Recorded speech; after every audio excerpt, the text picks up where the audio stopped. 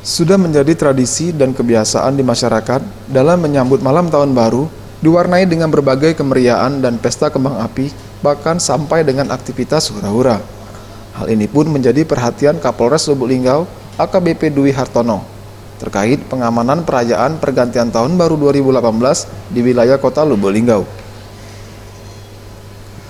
Di mana orang nomor 1 di Polres Lubuk Linggau ini menghimbau warga masyarakat dalam perayaan pergantian tahun baru nanti agar tidak melakukan secara berlebihan dan hura-hura. Selain itu juga warga diminta tidak memanfaatkan momen pergantian tahun baru dengan kebut-kebutan di jalan dan tidak menggelar pesta narkoba. Yang jelas kemarin sudah kita laksanakan tatap muka dengan tokoh masyarakat.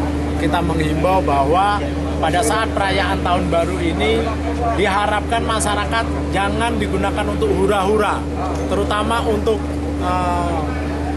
pesta narkoba, kemudian penggunaan mercon.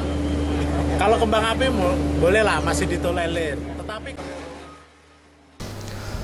sementara itu, Dwi Hartono juga menambahkan, diharapkannya dengan pergantian tahun baru ini, masyarakat dapat mengisi momentum tersebut dengan kegiatan positif. Tim Liputan, Sriwijaya TV.